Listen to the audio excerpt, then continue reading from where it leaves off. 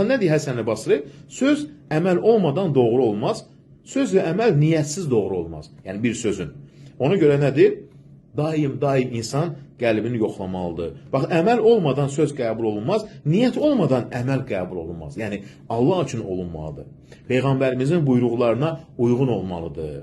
İman, söz, əməl və niyyətdir. Artır və azalır. Baxın.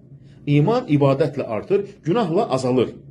Əməl olmadan söz fayda verməz, niyyət olmadan da əməl qəbul olunmaz. Daim niyyətini yeniləməlisən, tezələməlisən, bununla mübarizə aparmalısan. İman nədir? Söz, əməl və səmimi niyyət. Baxın, bu hamısı imandır. İnsan nə etməlidir? İmanını qorumağa çalışmalıdır. Baxın, deyir ki, alimlərdən birisi, bu mövzuda ən böyük dəlil uca Allahın bu ayəsidir. Allah Teala Bəyyinə surəsi 5-ci ayədə buyurur.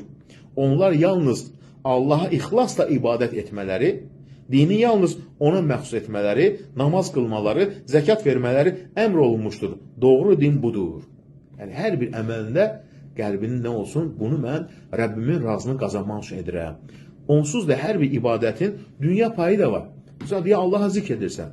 Qəlbində olsun ki, Allah üçün edirəm, amma bəzi zikir var ki, onun mükafatı bu dünyada da verilir.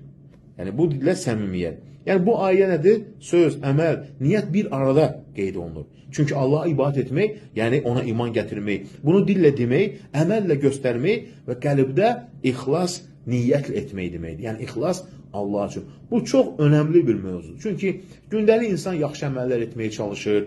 Ona görə də qəlbini daim nə etməlidir? Təmizləməlidir.